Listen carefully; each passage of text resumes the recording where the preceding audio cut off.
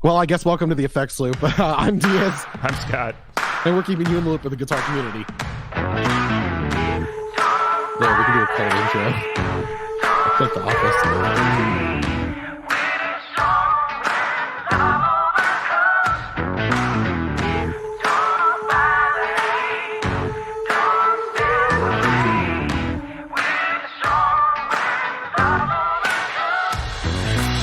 How many people have just turned this episode off hoping that Philip and Steve will be back this week? Oh my gosh. You know what's funny? I still have not listened to that episode. Pretty good. Good. Pretty good. Pretty good. So my favorite moment of the episode is when Philip postulates something that's kind of like wild out there, and you can hear Steve typing, looking up the answer. And I'm like, man, they really reproduced the same show that they did a really good job. Was Steve high or was Philip? Did he have a couple drinks? Someone had to have been non-sober. Does Steve regularly partake? I don't believe so. I know Ryan uses to sleep, but I'm not sure. I don't. Well, and it's all legal out there, so we're not talking about people doing illegal things. it's legal here. Yeah, you don't do that though. I don't. Do you even do the CBD anymore? I just haven't bought it in a while. Yeah. Nowadays, like I taking it regularly doesn't help me. Yeah, I really don't notice a delta. But like, what the new thing I found I really like when I just kind of need to unwind a bit, they have CBD seltzers. Oh, what? Where there's like a good amount of CBD in it. And they sell it at like the convenience store just down the street. So once in a while, I'll just go buy a seltzer and just crack it open. Or like if we're out having drinks and I don't feel like drinking, I'll have one of those. How much do those cost? Like same as like a boutique beer. So like $8. Maybe yeah, like they can be like $12 if you're at a restaurant, but right, okay. I think they're like $5 or $6. They sell them at restaurants? Yeah. So one of my buddies is recovered alcoholic or in recovery. I don't know the proper phrasing, but he's an alcoholic. So like we'll go out and like he doesn't drink, but he'll get one of those when we're hanging out. Okay, I like that because like none of my friends are hard drinkers. So I need to visit Chicago. You do, dude. Come up and you should really actually have come up in like 2 weeks from now when Phil's up here. Oh yeah, so next weekend I'm going to Kentucky. So I'm going to meet Elisa's. Well, I've already met a lot of Elisa's family, but I'm going to go up there. That's the plan right now. And then I don't know. I've been doing something every weekend, well, except for last weekend. So this past week, the reason, yeah. Hey, Diaz, what's new? Oh yeah, what's new? Diaz got COVID. So I think I've said it on the episode a few times that I was due for it. And it kicked my butt pretty good. Not in the sense of luckily I've been vaccinated, and so I was just really sick. There was no like hospital stay or anything that bad, and even still, it does still just kick your butt. And it was my first bout with it, so people say the first time is harder on you. Your butt, then second, third, or at least was on her fourth. I kid you not. Sorry. What? I've heard it hurts the first time, but over time it just feels better and better. So, yeah. But yeah, so I dealt with that. I was off of work for a week, and it actually drove me crazy. I never thought I'd want to get back to work, but seeing as I was still somewhat involved in work while I was out, it was really frustrating because I wasn't able to actually like do anything. Like we had owners in from Florida, we had corporate in town doing store visits and all that, and I was just sitting at home I was still in all the text messages and the emails and just sitting at home, so that was annoying. And then I found a pair of Stringjoy strings that I forgot about, and I restrung my MJT Strat, and then I am meeting some gushers. That's pretty much what's new with me. Nice. What's new with you, Scott? Oh, wait, hold on. I also might have a trade going on. Oh yeah. And it's a trade I've been wanting to do for a while. It's Will, one of our Patreon supporters, he actually is going to trade me, might or this, until it happens, I don't count it as done.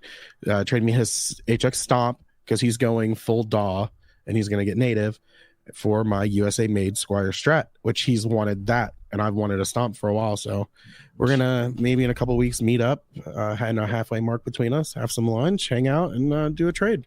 Do you get the deal on Helix Native with the HX Stomp if you buy one new? Yeah, you can get it for $100. Okay, that goes that far down. I thought it was. Yeah, you get it. Do you get it free if you buy the full size Helix? No. At one point they did something like that. Yeah, yeah, and they stopped doing it. Then they just started giving a discount. Helix Native with the full size Helix would be awesome because I think you can like build an entire preset there, and then just like literally just upload it to your board. So like you could build your whole set list there. Right. And so you can like leave your Stomp at church or whatever, or you can leave your whole full size somewhere and then program it later. Yeah. So it's really cool. I hope that happens. So, you know what I hope happens? What's that, Scott? Quad Cortex Native. That would be amazing. Yeah, you've still dealt with me. I was texting you. I was like, if I was going to save up, because I've done I've done gear purging. I've gotten to the point where, I still have a lot of pedals, but I've got I sold all my big ticket stuff, and I'm like, I'm finally getting financially like a light at the end of the tunnel. Hey, with my finances, and I'm excited about that. And yeah, I'm gonna start saving. I was gonna start saving up, but now if I get the Stomp, I probably won't need to. I might do a Stomp oriented board and just kind of go from there. Yeah, another one of the guitar players I play with got the Stomp XL, which first off, it is bigger than you think. Yeah, they mean XL. Yeah, it is a wide boy. So now his rig is that plus a L cap and a Blue Sky. Yeah, ooh, that's good rig. I'm not a fan of the Blue Sky. I liked it, especially. I would love to have the newer one where you actually have the MIDI presets. Then I can totally be all over it. But I like it. I like the Flint better than that, but I like the Big Sky better than the Blue Sky as well. Yeah. I mean, because the Blue Sky or the Big Sky, the Big Sky's got it all. Well, it sounds better too. Yeah. What did you ever do with the Big Sky? It's on loan. Our keys player is messing around with it. Oh, yeah. The Big Sky with keys is phenomenal. Yeah. All right. What's new with you, Scott? So I just finished prep and everything for a worship album for my church. Yeah. Didn't you mention that you were preparing for it the last time we were on? Probably. Yeah. I did. I definitely said I was going to be off the show last week in advance because I was going to be, heads down in that. Yeah, so, and big shout out once again to Philip for spearheading, taking care of the episode for us. Scott knew he was going to be out, and then you having COVID was just double whammy, right? And then Philip was like, "Well, do you just want me to do the episode for you? I'll get someone we can like." I was like, it was kind of like, would you really do that? He's like, "Yeah, check with Scott." I'm like, I don't think Scott's going to have a problem. Yeah, and it was really, I was going to laugh if you did a Diaz, and because they said, all right, we're going to record, give us stuff to talk about, and we sent it, and Scott's like, what time are you recording? I was going to laugh if you hopped on. Honestly, it was Steve coming on board that I wanted to hang with Steve again. It's been a while. Yeah, we're tired of talking to Philip. I'm totally not tired of talking to Philip. I mean, no, I love talking with Philip because you learn so much. Philip knows quite a bit. He has such a different experience background too. Yeah, he's in a different genre of music. So he gigs regularly. Yeah. Like something that, Scott, you have church, but he does secular gigs. You can call it real gigs. That's okay. I won't be offended by that because I don't. You don't see church as a gig. Yeah. Also because I'm not being paid to be there. Yeah. So he Philip does. He's a gigging musician, and that's really cool. It's always to get a nice talk of someone who's actually out there using stuff live. Yeah. So the church I play with is putting out a full length album, 10 songs, all originals from the church. One of which has been released before in a different arrangement under Patrick Mayberry's label. So Patrick Mayberry was there, sort of organizing, leading the group. But we revoiced one of his songs for that, and was handed about 2 weeks ago 10 demos, no guitar parts on them. Oh wow. And we changed tempos and keys on last Sunday in a woodshedding session. Wrote out guitar parts, had a Monday night practice and a Wednesday night practice, and then Thursday full show. So you guys just recorded it's a live recording? It is. But are you guys going back and overdubbing and yes, taking care of stuff? That's the plan, is we will be overdubbing and yeah. I mean, so I have presets set up all on my QC for all the different songs, so I can recall everything we did. Right. But there's a lot of when you play live, you play with a different energy, and when we release it, if that type of energy needs to be cleaned up, I can go and retrack and it will sound identical. Right. So that's kind of nice. We're definitely we already said we're retracking all the acoustic guitars so that we can mic them. Okay. So that they'll sound better than the piezos that are in there. Yeah. And then we'll probably retract vocals as well. So yeah, we might just keep drums and call it a day. But so that's a thing that was kind of weird to me. My brother, he did a live recording before for a praise and worship album, and then I got to hear it, and I was like, that sounds nothing like it did. And he's like, yeah, I know. He's like, we overdubbed a lot of it, and I was like, okay. So I mean, do you most live albums are overdubbed? I know. With the exception of John Mayer's Any Given Thursday album, where he should have overdubbed the vocals on that album. Oh God, dude, that was back before John really knew how to sing. I didn't think they were that bad. You're thinking of Where the Light Is, probably. No, I'm thinking of Any Given Thursday. Okay. Whenever he does Covered in Rain. Well, yeah, and he does My Stupid Mouth on there. Yep. And then he does the electric version of Neon on there as well. I think he does. Oh, yeah. That came up yesterday. What was the name of the guitar that he played when he did Neon?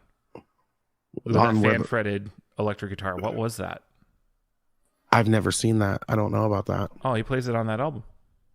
Yeah, I didn't watch the live. I had the DVD growing up, so I only listened to the CDs. Okay. So because that's what he starts off the whole album starts off with Why Georgia, right? I think so. Or is that the second CD? I don't remember. I'm pretty sure it's the whole album. Yeah. The first I think it's Why Georgia, then My Stupid Mouth or something like that. That tracks. But yeah, so did that, and then last night on a whim, so we're recording Saturday afternoon. Yeah. I got a text message at about 6:45, and I was about to crash for the night. Mm-hmm. Just finished dinner. My buddy's like, "Hey, I'm at the Concord Music Hall. I got a free ticket for Polyphia for you if you can make it in the next 15 minutes." So I threw my shoes on and ran out the door. Oh wow! I got to catch Polyphia last night. I have no idea who that is. That's Tim Henson's band. Every time I see that name, I think of a Muppet popping out. You think Jim Henson? Yep, 100%. So Polyphia is like prog, like shred guitar, but mixed with a lot of more pop beats and stuff like that. So I'm thinking of Periphery or whatever they're called. Periphery is the Gent guys, yeah. Yeah, those are totally different. Totally, they could tour together and it would work, but yeah, they're different bands. But I mean, Limp Bizkit and Staind toured together, and that worked. So yeah, because they have family values. Oh yeah, boy. But yeah, this was partner. That was the gnarliest pit I've ever been in. Because it's full of youngins who don't know the rules. Yeah, probably one of the most exhausting pits I've ever been in was Seven Dust. One of the craziest ones I've ever been in was Godsmack. Mm. So they were doing Go Away, and he Sullierna, the lead singer, stops like everything, brings it all down. He's like, I want to see everyone from this side of the stadium to this side. Or we were in a like a hockey rink area, whatever those are called. Those an arena, Coliseum. Well, an arena. I guess Coliseums arena, are right? smaller than arena. Yeah. Coliseums are often like the more like local hockey kind of a vibe. This was or maybe it was like a civic auditorium or something. Yeah. It was the St. Pete Times Forum. That's what it was. It was. So it's probably like pretty 5,000 people. 6,000 wherever the people? Tampa Bay Lightning play. Oh shoot! So it's pretty big. I mean, that's an arena, right? That's an arena at that point. Okay. So he goes, I don't even know why it matters. He goes, I want for everyone from this side of the floor to this side of the floor, from front to the back, as soon as this beat drops, to go effing nuts. And everyone did. It was insane. Was that general admin? Like there were no seats or anything, right? On the floor? No seats on the floor. Was there a center divider? No. Oh. It was a firefight. No, it was a free for all. It was absolutely insane. And it was so cool because when I was in high school and everything, a lot of concerts I would go to, and because I was about 45 minutes from Tampa. About most good concerts I was about 45 minutes to an hour from. I would go, but it was 45 minutes to an hour south was Tampa, St. Pete, and about 45 minutes to an hour to the right was Orlando. So where I was at, I could see a lot of bands, and I'd see them twice. And like Godsmack, I saw them once in general admission and then the second time I saw them 3 days later was a seat. So I got to actually enjoy the show. You know what I mean? One was experiencing the show and one was enjoying the show. Yeah, I spent too much time experiencing the show for this one. Because there were so many crowd surfers. Right. And there were these kids that were just like jumping into the group. There wasn't like a lift process. Oh my God. So like I had one guy literally just jump on my back and then crawl over. And I was like, dude, not cool. Like, you know, like I'll help you get up if you get like two other guys, and we'll do the seated lift thing, and then you won't kick everybody in the head when you're going over. And then they weren't kicking out people who crowd surfed. Oh really? I guess they don't do that anymore. No, a lot of times what they do is they just send them to the back. Like they get up, they surf up to the front. Yep. Security gets them, and then they just escort them around the side and put them to the back, and then they work their way back up again. They were allowed right back in the front. So one guy crowd surfed at least 7 or 8 times. Same douchebag every time. I was like, dude, you did it once. Chill out. Like there was like that side of it where it's like, because my shoulders are hurting so bad because so many people crowd surfed over me. And you're trying to be good and like not drop these people in their heads. But yeah, and then on top of that, there's crowd surfing over the pit. Right. Like no, crowd surf somewhere else. Like centers for the pit. You crowd surf on the sides. Like chill out. But so there were so many times of like someone just being flopped onto us. And then that makes me annoyed. Yeah, and so I'm a guy who kind of likes to be on the edge of the pit. Yeah. Like I like to give a bump to some people, but I don't like to actually be like in the middle going around because I think I'm too big to do it. I just like there's always a guy who's like 5'6" in there, and I'm like, dude, I will elbow you in the head. I don't want to hurt you. You know? Like, yeah, I don't do the pit. I get pulled into it sometimes. Yeah. My favorite one was I went to see Plus 44 in St. Pete, and I went with a bunch of friends, and one of our friends was Jeff York, and he's a really small guy. And I mean, yeah, he's probably like 5'6", 5'5". Like I'm talking about small guy. And he got pulled into the pit. He wasn't trying to be in it, and he got pulled into it. I had to reach in like over people and like pull him out. Yeah. One of the guys I was with went down at one point, and like we did like guys chill out, like get him up. Like there was just so many of those kind of moments. Where so here's a question: as a bigger guy, as a taller guy, you're visible. Do you find yourself being like a protector there? Yes. Like trying to help people? Me too. Oh my gosh. Every time I go, I'm like my right side is super sore today because I was just getting bashed on my right side. To my left was a bunch of girls. Oh yeah. Just trying to be, and like a few of them came up. They're like, thank you for like being kind of the bouncing pad to keep us out. Yeah. Because I mean, I was being a little bit of a douche being up so far front, but it was a tall stage, so I Man, wasn't really fuck that. blocking anyone's view. I don't care. I'll Get be there front earlier, row. assholes. I don't care. Yeah. I will get front stage. I don't care. I'll get like front, or I'll get right up on the bar. I don't care. And if you really want to be up front that much, shove your way to the front like all the other douchebags do. Yeah. Because that's what they do. You just go, excuse me, and you can just cut. Like if it's really that important. And one of the big things is, especially if I'm doing GA with one of my kids. Yeah, they're right up at the bar and I'm behind them. Oh yeah. To stop the push. So normally I love to post up against the sound booth. Yeah. That's my ideal spot because I don't think I'm blocking anybody's view. Because that's usually like you're usually like, are you talking about like to the side of the sound booth or like behind them? Or honestly, right half the time right in front of the sound booth, because usually the sound booth is the last thing on the main floor, and then there's the riser. Right. So whoever's behind me can then see over me. Right. So, and I know it's going to sound good there, and I like checking out what's going on at front house. Yeah. So, yeah, but we were there. There was a family, like high schoolers with their parents, because it was a GA show or all ages show. And we're just chatting with them, like just being nice people, right? Like hanging out. And first crowd surfer comes over. I get nailed in the back of the head. Like no one saw it coming. They cracked the mom in the nose, bleeding. She's gosh, out. Dang it, June. First song of the set. Wow. Of the opener. Oh, it's not. They didn't even get to see. No, and so what is it? Polyphily or Polyphia. Polyphia. That's it. Yeah. So Polyphia. Wow. So anyway, it's not going to be we've ranted long enough on this, but like the youngins don't know mosh pit and crowd surfing etiquette. You know what? I really don't care if they know how many stripes and stars are on the flag. I want them to know how to act right in a pit.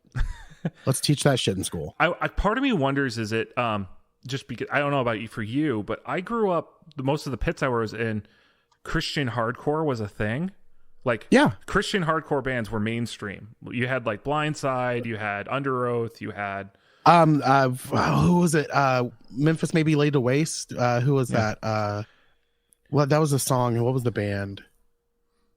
I mean, Thrice. Yeah, isn't a Christian band, but it's a band with Christians in it, so Christians really Norma Jean. That was them. Yeah. So like, part of me wonders, was that just like part of that? If you're 35 to 40 from the height that scene, like you're in that age range, there's so much like there's actually a lot of kindness in the pits. No, that's 100% not related to that. Okay, because if you want to, I love like watching. If I go to Slipknot, will that still be there? Yeah, 100%. No, have you not seen the video of fucking what's the lead singer Slipknot's Corey name? Taylor. Corey Taylor stopping the concert.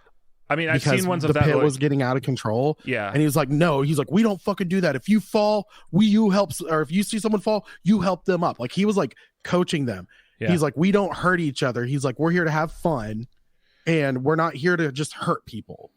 Like he went on a rant. No, that's 100% is like, honestly, I think what's happening is the bands aren't calling it out from the stage. No, that's starting to become almost a thing that everyone's doing ever since the older guys do it. Like I can think of there's a Dave Grohl moment like that. There's and he's like, no, there's a lot of them, but I don't think that it's. I mean, it's almost become a thing that like happens because it's become popular to stop your show and tell people to stop acting a fool. So I wouldn't say that. I honestly think it's, and even then I don't think it's the band's responsibility. I think that the older generation needs to talk to the younger generation, be like, yeah, no, we don't do that. Like, fucking tell people, like, hey, no, we don't fucking do that. Well, because I noticed when I got clocked in the back of the head from the first crowd surfers, I turned around to the people. I'm like, guys, you yell up, up, up while you're holding somebody. Yeah, that's just what you do. You yell up, up, up. Or I'm from a restaurant, so I'm like behind. Like, yeah. You know what's going. Like, look, turn around, look. Like, and even then, if you're helping the crowd surfer, if your hands are on them, you're helping direct them to people who are paying attention. You're not just throwing them into the crowd. Dude, there were people literally just being flopped. Yeah, and tossed. Yeah, it was a bad show. Like that part of the show was bad. The playing phenomenal. Yeah. Anyway. That's my. Well, I guess was that our topic? And like now we're gonna just this might just be a long episode of just rants and whatnot. I love how I'm like, hey, we've been spending a lot of time on gear news, so we're gonna zip through it. And so before we haven't even gotten to gear news yet. We've already dropped stuff. I'm setting a timer. We're going 2 minutes speed round. All right. Oh yes. Okay. All right. So Cattle and Bread has a Fuzzrite Germanium. It is a Mosrite fuzz. They started off with they had like 2 different ones. They had silicone and germanium for the Mosrite ones, and this is going to be the germanium version. And what's the toggle switch do? Let's see, MV more, very more. I don't know. Modern and vintage. There you go. There you go. Volume and depth. What? Those are the knobs. Volume and depth. Oh yeah, it's got 2 knobs. This is a very tame color palette for Cattle and Bread. I like it. No, we both said it correctly. Yeah, it's not Catalina bread. It's not the fucking Catalina wine mixer. Catalina wine mixer. It's the fucking Catalina wine mixer. We're about to sell some helicopters. $180 for fuzz. Germanium fuzz, bro. Yeah, it looks like $180 pedal. I'll give them that. Yeah. I'm getting a little. I know it's unavoidable. I know that inflation's all the way around, but fuzzes used to be like 150, 120. Yep. And it's happening, which it is what it is. You know, I'm not upset with the company. This is across the board been happening. So, anywho, let's move on to the next thing. Ernie Ball Music Man HT series heat treated pickups. So this isn't wax pickups. This is heat treated. Well, there's still wax in there. Well, I mean, like, but so isn't that kind? I don't know. Like, isn't that when people like wax their pickups at home? Like, that's one of the things is because the wax is hot. Like, it helps for heat treating. Yeah. So heat treating is the process of heating up alloys and then cooling them down. Okay. And so this is the metals getting heat treated. Yeah. So like you've heard of like annealing. No. Annealing is a form of heat treating. There's a bunch of different types of heat treating. Annealing, isn't that the thing that Kaepernick did? Oh yeah. Oh, we're getting political. Oh, get political. Oh yeah, yeah. I stand for the flag and I kneel for the cross. Let's go. All right, sorry. Okay. I see that enough. Scott's Science Corner for a minute. In material science, metals have like groups of molecules and how they align with each other, and an alloy causes grain. If you've ever seen that in like metal, there's actually a grain to metal. So I've been watching Forged in Fire, so yes. Yeah, there you go. So you watch them heat treat stuff. They heat it up, They work it, and then they hit it, and they do work on it, and they cool it down, and that actually makes the metal harder. Right. And changes the physical properties. And that depends on how much, whether it's a eutectic material or it's a more standard metal. There's all these kind of things, but it's all about heating up, working on it, like moving the molecules, forcing them around, and then cooling. And what the temperatures you do that at, both heating and cooling, can affect its material properties.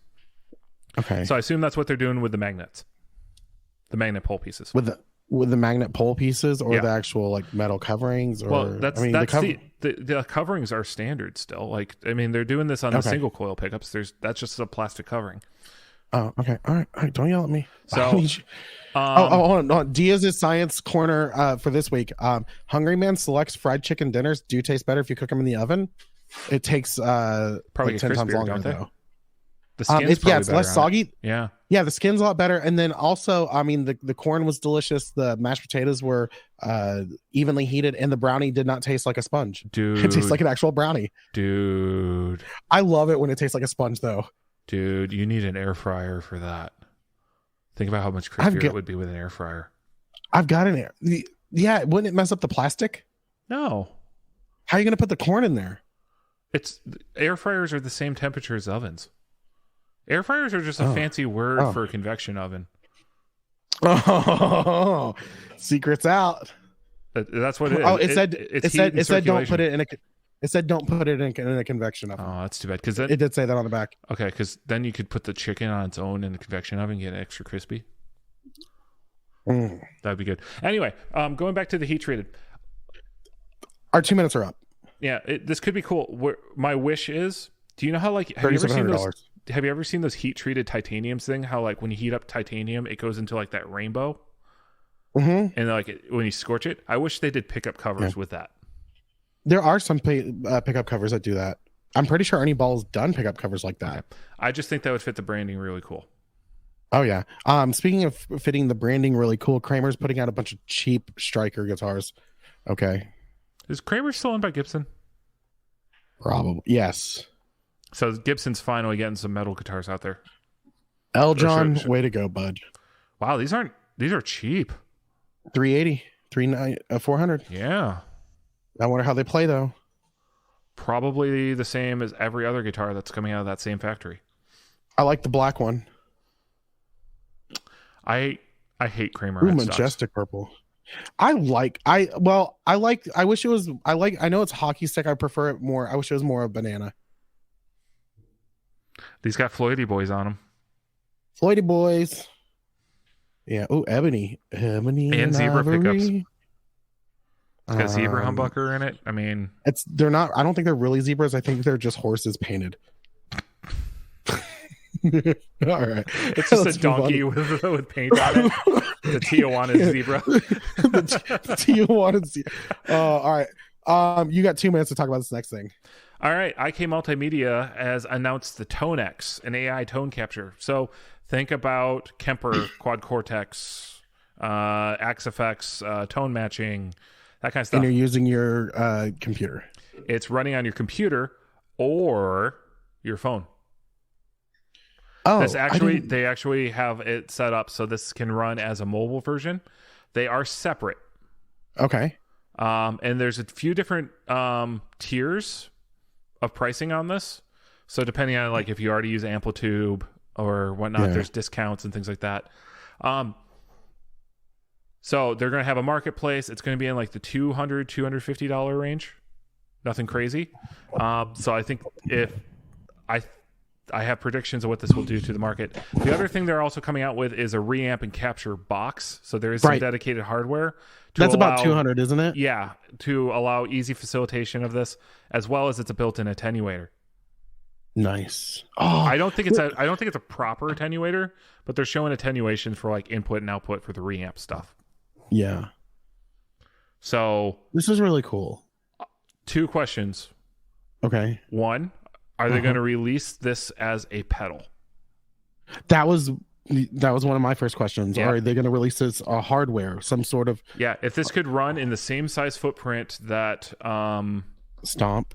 Well, they already have those. They did that distortion modeler with an amp sim on it. The X series stuff, whatever. Yeah, and they had the delay and they had the reverb or the modulation. Did they have 4 pedals in that line? Delay, reverb, modulation, and drive. Yeah, we were supposed to get a demo unit of one of them at one point, and that didn't happen. We did not follow up. We did not follow up. I did follow up on this one. Hopefully, I'm going to get an advanced copy of this to mess with. Because could you try to weasel in too? So you got a co-host.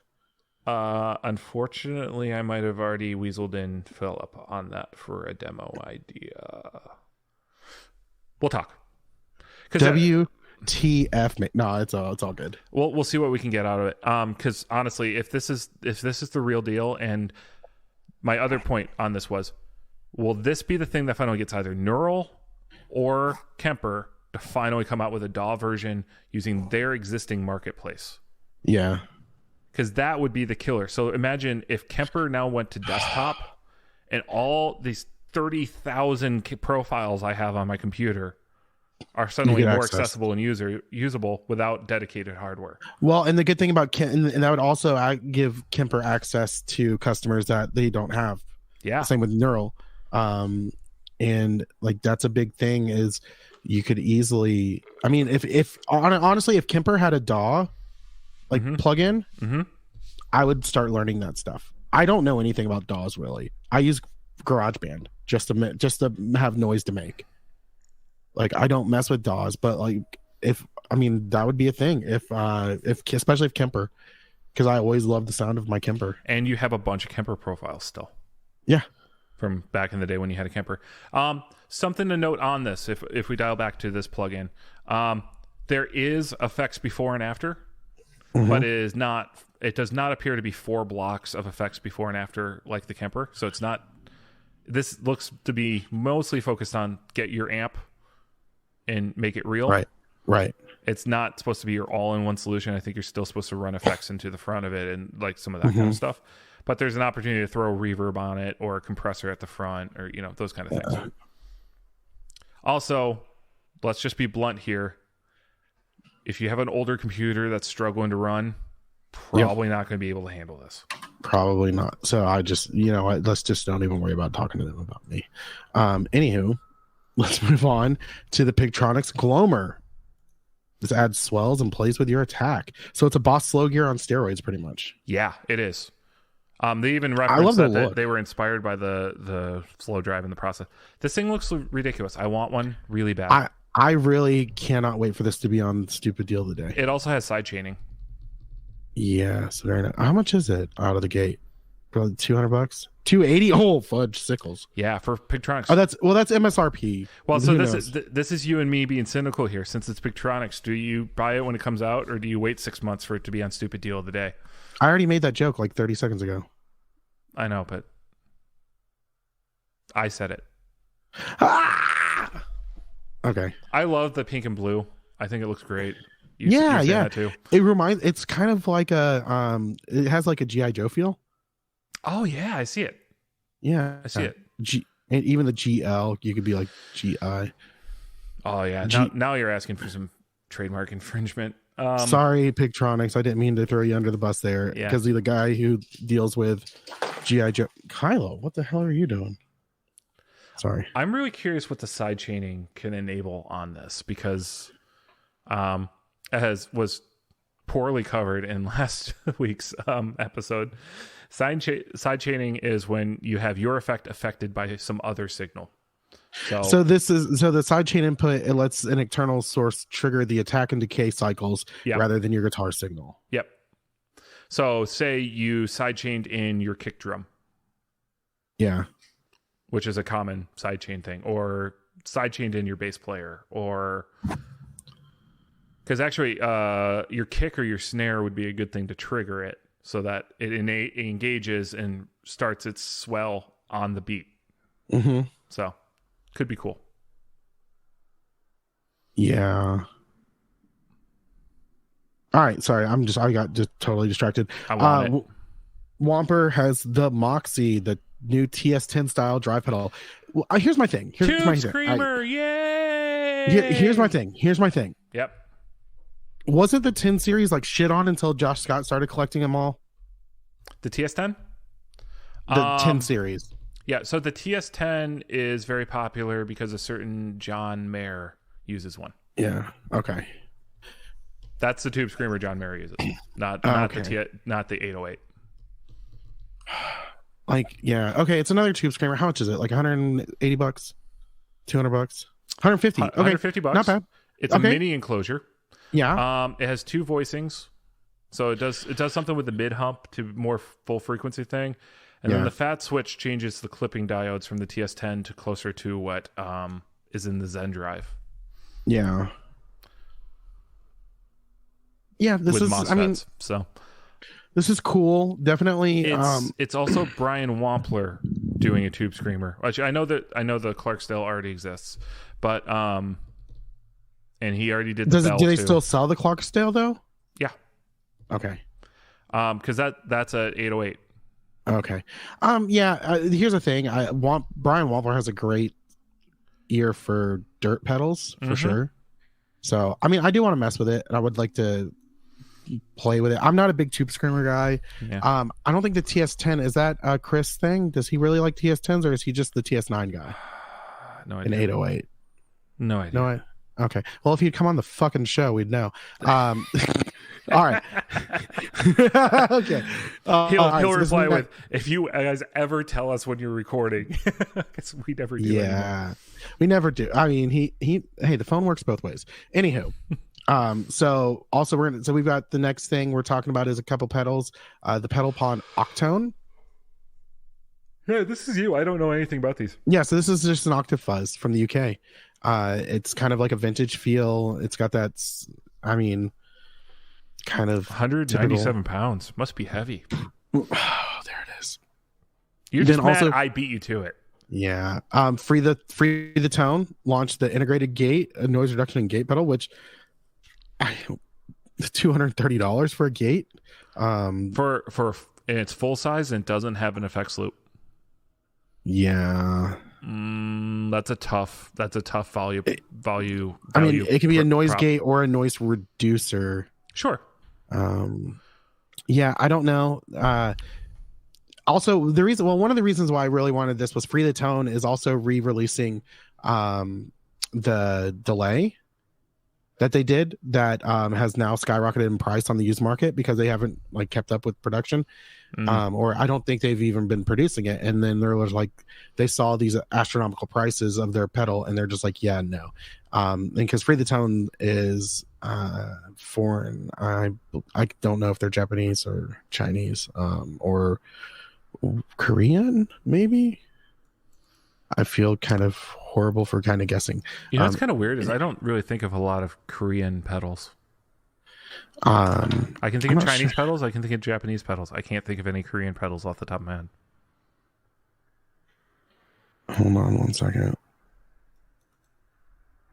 I'm going to look up where they're from because I feel weird. I don't want to get it wrong. But the Flight Time pedal they're redoing. Wait, there's MIDI in on this thing? On which thing? On the Free the Tone? The noise gate? I don't know. I haven't been able to find out. I mean, you're reading it. So there's two operating modes. Who is the yen? That's Chinese. Okay, so they're from China. Wait, no. Japanese is yen. Okay. Then the yuan is Chinese. Anyway. Wow. Okay. We need a globe. Read a map. Anywho. I feel like we could do like, oh my gosh, we should do like Rhett and Link and have a map and throw darts and try to guess where the pedal company's from. You know, one of my favorites is John Oliver. Whenever he does a bit on like another country, he puts up an image of like the outline of the country and he's like, you know so little about this, you didn't realize that's not that country. That is. You know, like he always has that bit where he's like, he always puts up the wrong image and gets away with it, and then he calls you out on it. Yeah. Oh, it's almost like, never mind. I'm really not getting political. The thing we talked about, we were texting about the picture that got put up on the news site or the news. Yeah. Anywho, then we got the Sunflower Stereo. What you read, folks. And also, if you're a large news organization that is named after an animal, fact check what you put on the news and make sure the picture you're using is not photoshopped. All right. So Sunflower Stereo Harmonic we have Tremolo. talked about this before. We have? Yep. Okay. It's crazy cool. I mean, it Chase Bliss vibes. Yeah, 100%. It's really cool. Okay, cool. I didn't realize we talked about that before. And we all know, dude, I'm here all day to talk about harmonic tremolo. We know that. Yes. So is the Gravitas, is that a harmonic tremolo? It is, and it can run in combo mode too, where you run harmonic into a regular tremolo. Oh snap! All right, so let's. We've been spending more than 2 minutes on that. JHS pedals did the solo boost, which sold out in a couple hours. It can do JFET, or it can do FET boost, or it can do what's the other boost? Op amp. Op amp boost. It was what, $100? $100. Yeah, I mean, which isn't horrible for a boost pedal. I mean, it's still pretty up there. If you compare like the Exotic EP boost, yeah, same price point. I think the Exotic EP is like 120. Yeah, like that was a good deal. I mean, it really wasn't a horrible thing. They're gonna be people are gonna be selling them for $150 to $200 soon. Yep. But and before you get all bent out of shape about scalpers and stuff like that, in their release video for it, Josh does talk about, look, don't buy scalped ones of this. We'll probably do another production run at some point in the future. We don't have the parts for it right now. Right. This is a project they shelved a few years ago because of the pandemic. So like that's why it hasn't come out. But like they've been that they just limited parts, limited ability to do it. So they did like 800 something. Yeah, kind of a weird number. I love it's just a little red solo cup. Yeah, that's fun.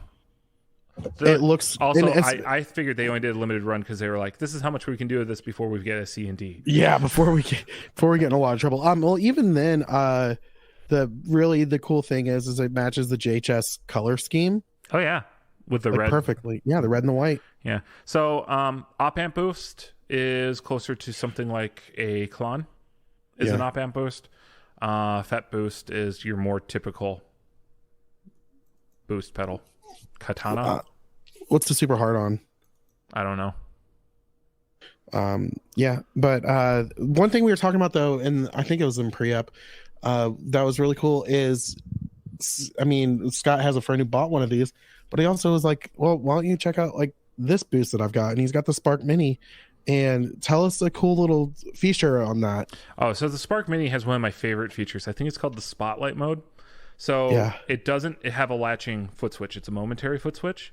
And so they added a special mode on there where if you just press and hold, it doesn't latch. Right. It will come off as soon as you let off. So I used to use it as here's my quick little lick I want to get in and then get out kind of a boost, which is a great feature. And also you can get a Spark Mini for like $50.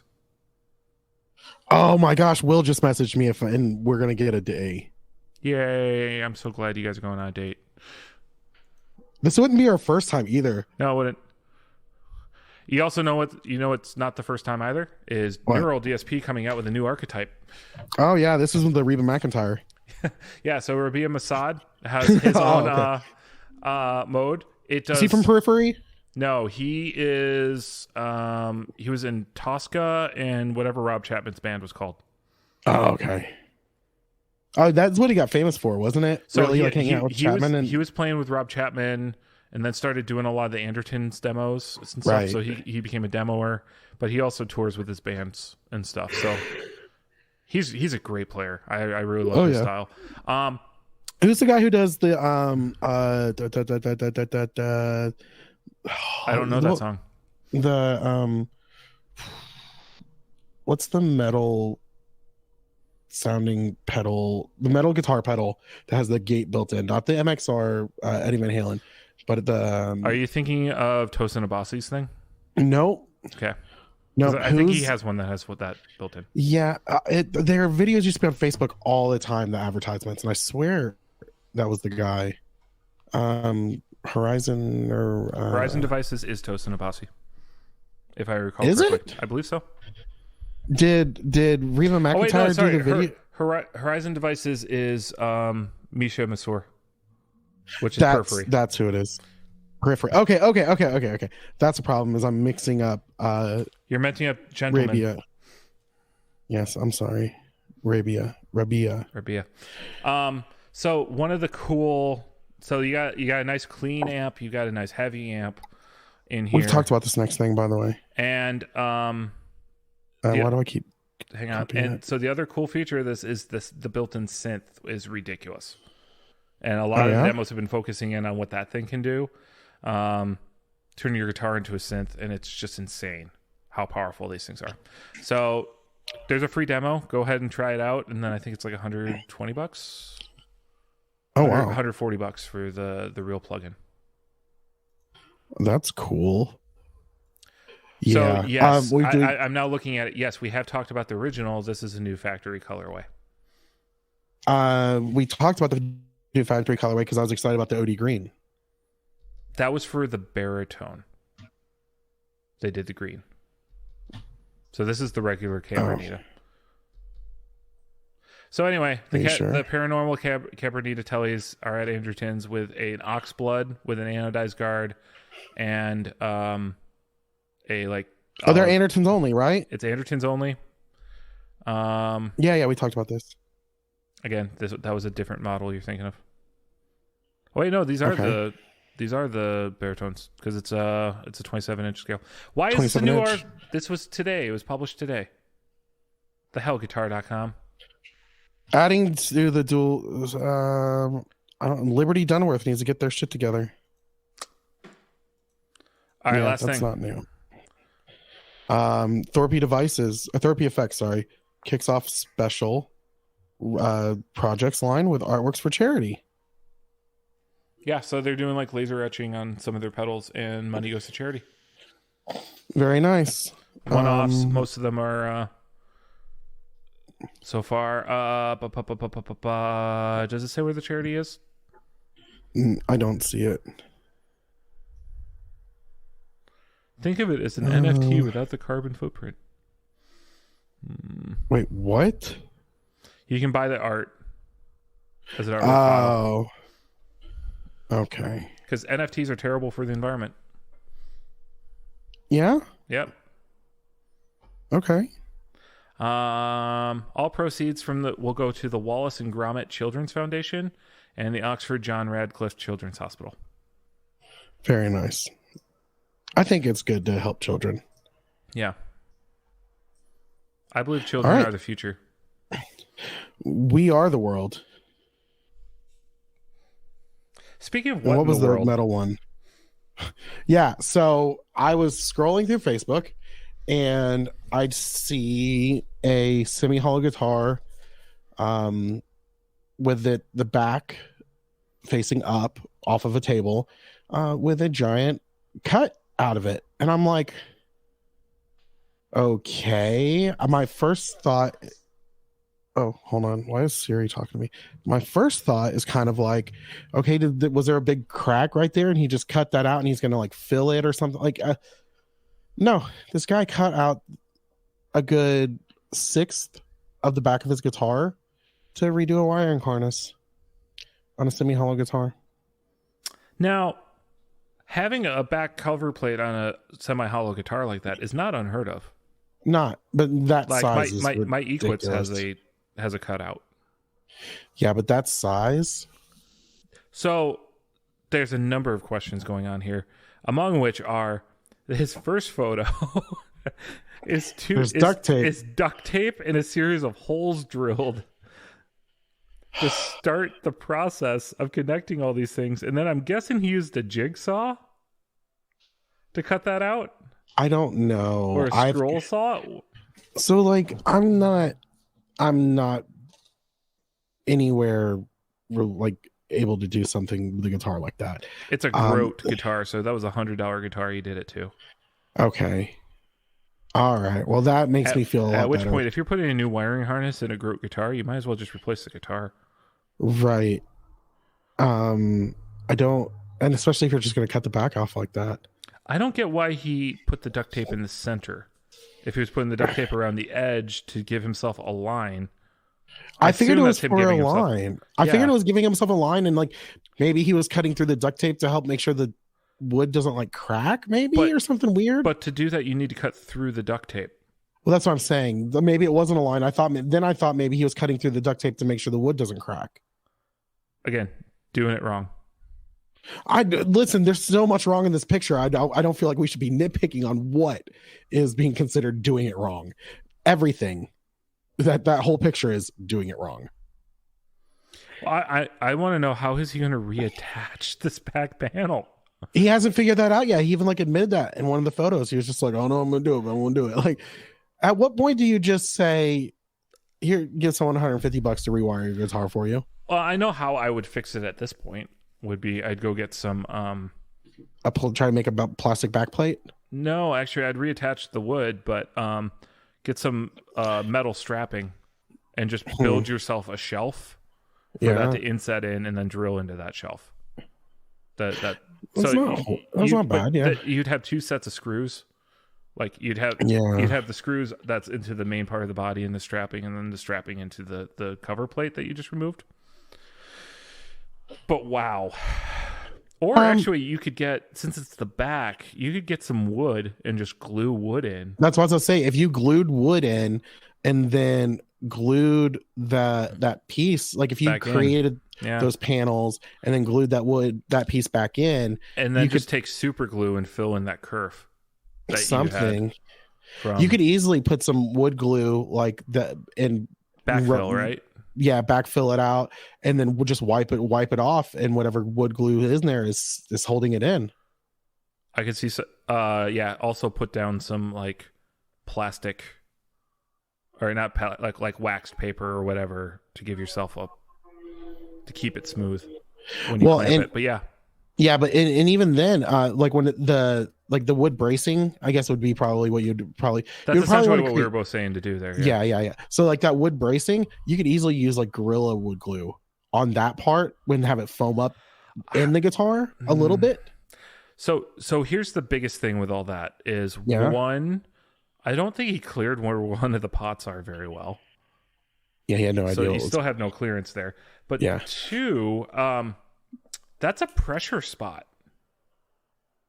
That's a spot right there. You could That's right underneath your belt buckle area. Yeah, you could kick that back in. Oh, for sure. Bad decisions.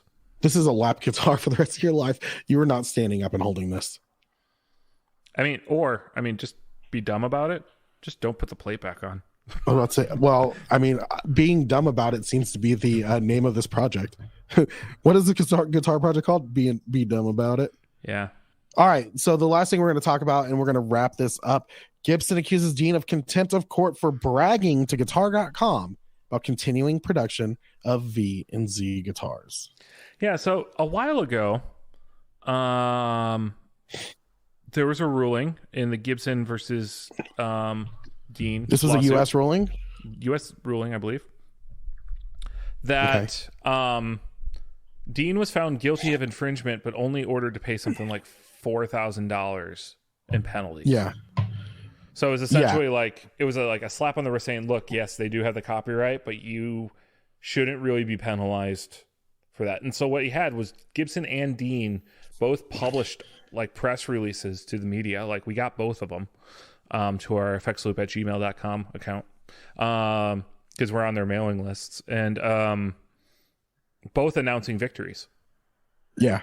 Basically Dean saying, look, the big guy was held in court, and yada, yada, yada. Like they were trying to spin it. Right. Then a little while, final penalties came through, and Dean was then served with, since you lost the lawsuit, you have to pay legal fees, which was something like $400,000. Yeah. Like a sizable amount. Like legal fees are a big deal. So suddenly there's a bigger restitution payment against them. And then another part of the ruling was clarified that says you need to cease production. Right. And that was the big part, because I think for a while there, Dean was acting like we're going to just keep going because we got a slap on the wrist and double jeopardy or whatever. Right. Then news comes out that Dean's CEO is out, or president is out, who's the son of the original founder. I forgot what their last name. Armadillo? Yeah, something like that. Okay. Armadillo is the parent company. I don't know if that's their last names or not. That he's out. And then it came out that his mom, who's head of the trust or whatnot, is now seeking damages for fraudulent use of money.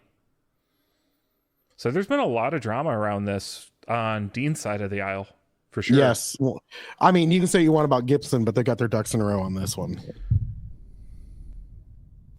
Yeah. Evan Rubinson was then the CEO. So now Gibson's coming out and saying, hey, you also mouthed off to the press and did some bad stuff. So I don't know the legal ramifications of it, but it just keeps. Well, I mean, if they're calling them in contempt, that's another charge. Yeah. So honestly, I'm not going to say Dean's days are numbered. Dean is going to be sold off. Dean can be facing a very tough future. Yes. Yeah, Dean's day. I mean, if you think about it too, like the Explorer, the Z and the V shapes are not 100% their bread and butter, but didn't we talk about them having issues with the Dimebag stuff?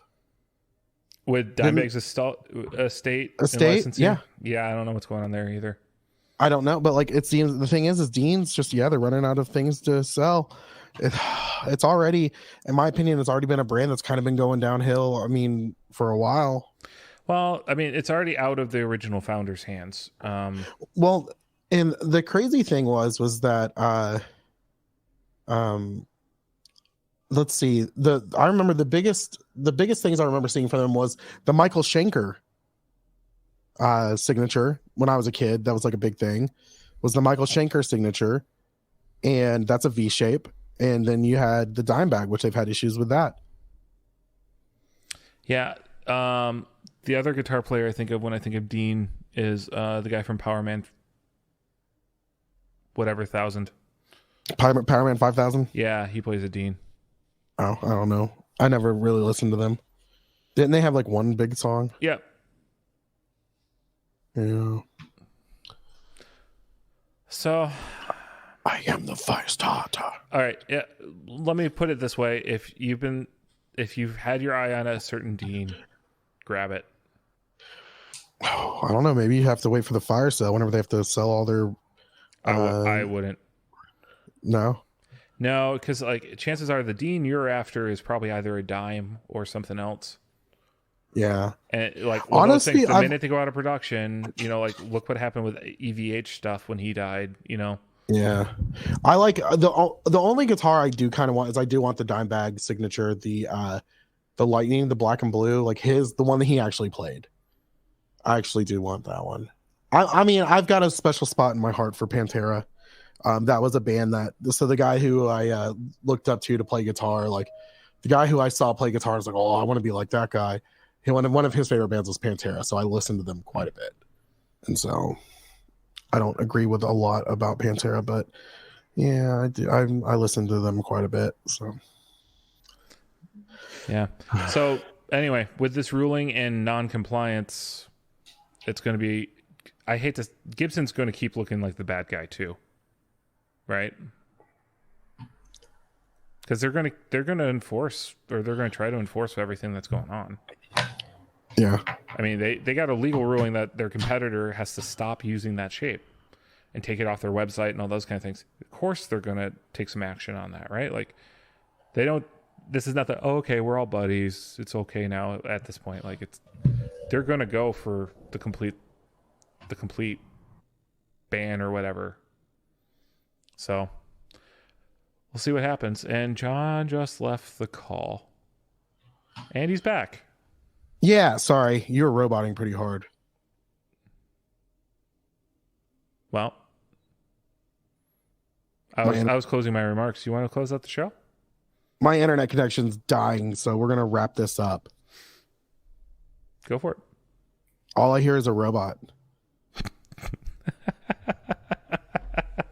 That's all I hear is a robot. Am I roboting? No, you're fine.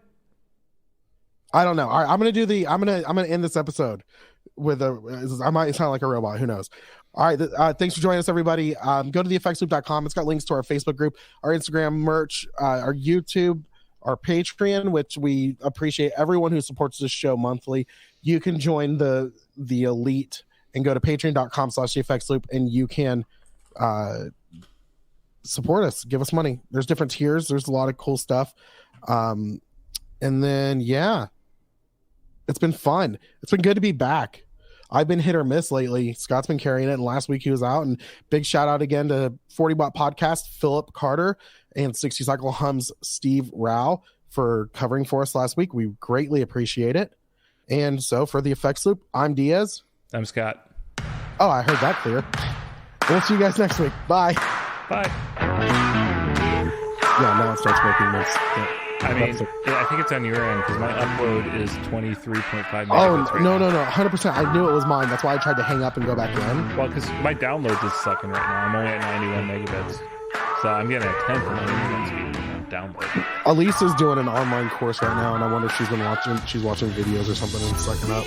I mean, yeah, if you were, because your upload was fine. So if your download sucks. Yeah. Or one of your kids is on the video games.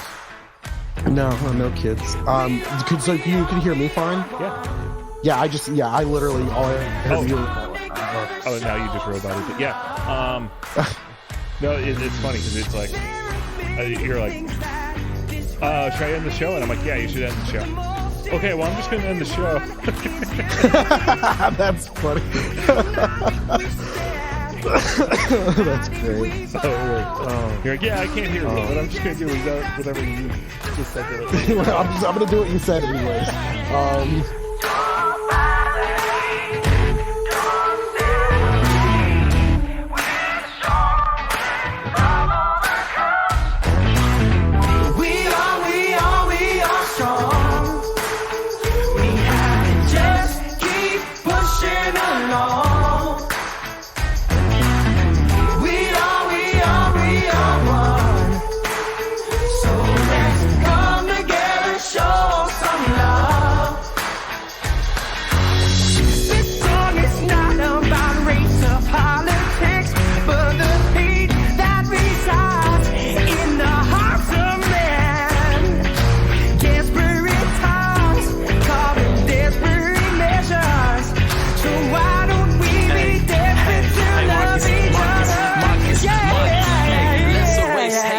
Dictionary, why is negativity always drawn out? Picture every visualized love, energized lives together. We undefeated, a plan to make where there's no gloves needed. When we weed into the mindset of achieving and believing in community that remains happy.